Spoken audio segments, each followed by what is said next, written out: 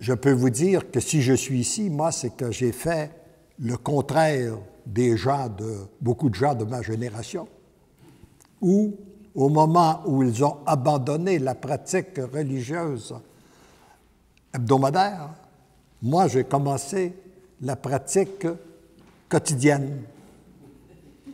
Alors, j'ai fait l'inverse. Et au lieu d'aller à la messe une fois par semaine, j'ai commencé à y aller tous les jours, depuis plus de 30-35 ans. Je me suis vu un peu comme étant une plante et qui pouvait survivre en étant arrosée une fois par semaine, mais qu'elle pouvait aussi être arrosée tous les jours. Et que si j'étais arrosé tous les jours, je deviendrais une plante plus belle.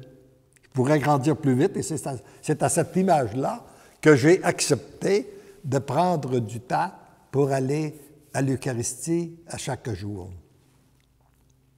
Et j'ai la conviction qu'il n'y a pas de plus grande puissance au monde que Jésus Eucharistie. Je vous l'ai dit, je vous le répète. Pour moi, Jésus Eucharistie, c'est beaucoup plus puissant que l'ONU et que les Nations Unies. Toutes les grandes puissances au monde. Parce que Jésus Eucharistie a le pouvoir de changer un cœur. Un cœur transformé, c'est un être nouveau. C'est un couple nouveau qui se met en marche. C'est une famille nouvelle. C'est une église nouvelle qui se met en marche lorsque les cœurs sont renouvelés. Et c'est Jésus Eucharistie qui a ce pouvoir-là. Et je suis sûr que toute la civilisation de l'amour, la nouvelle civilisation qui se met en marche, va se faire autour de Jésus Eucharistie, à travers Jésus Eucharistie. Et pour ça, bien, nous avons besoin de notre Église. Nous avons besoin de nos prêtres. Parce que si nous n'avions pas de prêtres, nous n'aurions pas d'Eucharistie. Voyez-vous l'importance? Hein?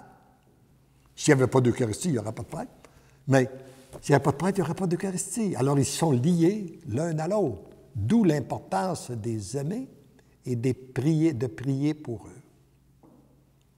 Et de leur être fidèles, même si parfois, ça ne répond pas toujours à ce qu'on aurait pu espérer ou anticiper ou désirer.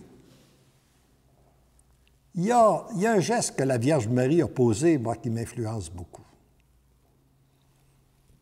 À Medjugorje, quand elle est apparue dans l'Église, l'évêque s'est opposé à ce que la Vierge Marie apparaisse dans l'Église. Qu'est-ce qu'elle a fait, la Vierge Marie? Pourriez-vous demander, si vous aviez été à la place de la Vierge Marie, je ne vous demanderais pas qu'est-ce que vous auriez fait. Mais elle, qu'est-ce qu'elle a fait? Elle a obéi, elle est apparue ailleurs. Puis, elle n'a pas critiqué l'évêque. Si la Vierge Marie a posé ce geste-là, qui suis-je, moi, pour les critiquer?